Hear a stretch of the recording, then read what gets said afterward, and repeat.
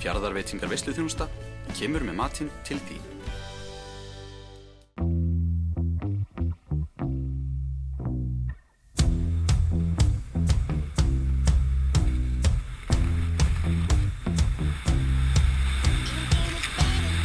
Það er fólki líka það að skíða brekkur sem enginn hefur skíðað áður eða er allavega ósnert eftir síðustu snjókomu. Síðast við heimsóttum Sævar Guðjónsson, ferðaþjónustubónda á Mjóeyri, var hásumar og staðurinn þéttsetinn. Þegar okkur bara garða þessu sinni gerði 8 manna fjallaskíðahópur út frá Mjóeyrinni. Er vetraferðamennskan á svæðinu að aukast? Hún var náttúrulega engin þegar við byrjum hérna og hefur svona smá verið að vaxa og ekki síst núna með tilkomu þessa utanbrautar skíðamanna. Mjög góð viðbót þessu verið hefur. Já, utanbrautar skíðamenn eru þeir sem kjósa að skíða ekki á hefðbundnum skíðasvæðum, heldur hafa val að skíða á hvaða fjalli sem er þar sem aðstæður leyfa.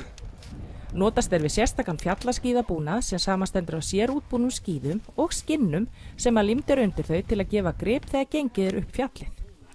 En hver er svona helsti munurinn á venjulegri skíðamennsku og þessari?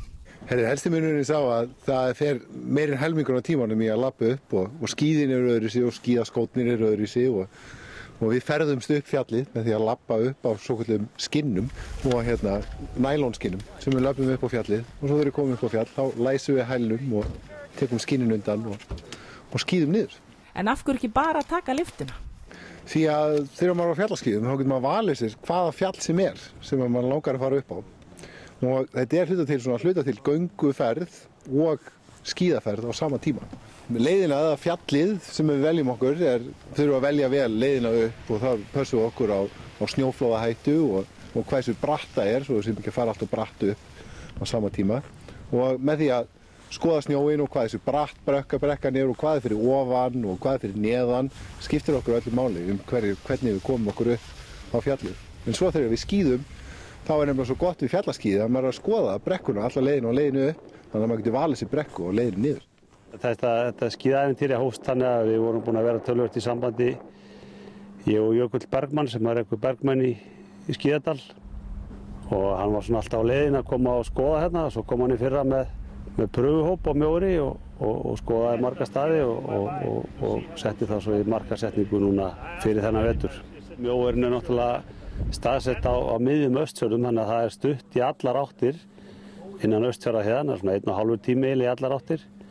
Og þetta lengir ferðamannatíman hjá okkur fram í mars sem er auðvitað mjög ágætt ef að vel tekst til og svo eru auðvitað þessir skinnarar svokölluðu, þeir sem eru að skinna upp á fjallaskíðum eins og við sáum í dag að þeir eru svona ferðamenn sem að henta okkur austlendingum vel því að austfirðingum vel vegna þess að þeir eru ekki að flýta sér og vilja ró og frið og vera einir í heiminum með náttúrunni eins og við höfum verið að markasetja hér í gegnum árin.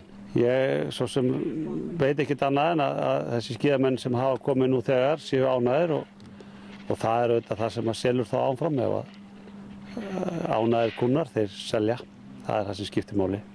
Hvað finnst Garðar þessa heildstæðu upplifun sem að Mjóeyri býður upp á? Fjöllin eru alveg merkilega falleg og fullt af skemmtilegum leiðum til að skíða og svo er líka svo gaman að það er ekki búið að skíða alla leiðir þar þá getur maður fundið sér nýja leiðir til að skíða og svo er náttúrulega maturinn svo góður og herbyggin eru svo góð og það er svo gott að gista og svo náttúrulega útsýnið er náttúrulega magnað. Jennifer hefur stundað fjallaskíði í 15 ár. Hvernig finnst henni að skíða í austfirskum fjöllum?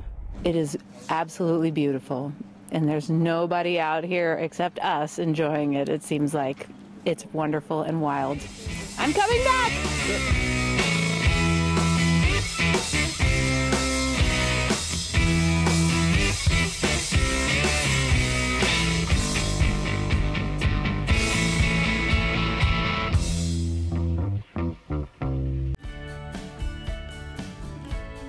Fjarðarveitingar veisluþjónusta kemur með matinn til þín.